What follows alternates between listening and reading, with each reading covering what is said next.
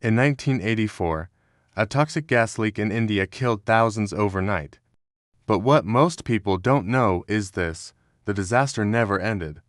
Because today, nearly 40 years later, people are still being born disabled, still drinking poison water, and still waiting for justice. December 3, 1984, a pesticide plant in the city of Bhopal releases 40 tons of deadly methyl isocyanate gas into the air.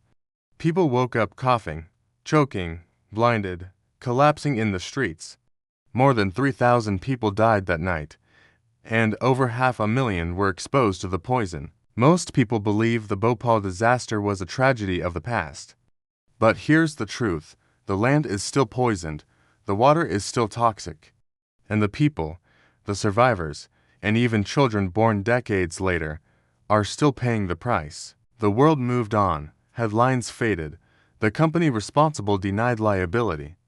But in Bhopal, cancer, lung disease, paralysis, blindness, miscarriages, and birth deformities are still everyday life. Children who weren't even alive in 1984 are being born with missing limbs, twisted spines, brain damage, not because of history, but because the soil and water around them are still contaminated. There was no real cleanup, no full compensation, no justice.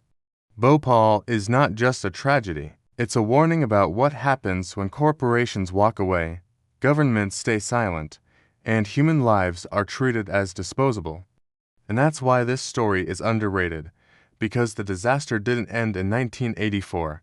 It's happening right now, and most of the world has no idea. History remembers the night of the gas leak, but justice will depend on who remembers everything that came after.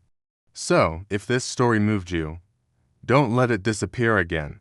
Like, share, and subscribe to keep the voices of Bhopal alive, because silence is how tragedies repeat.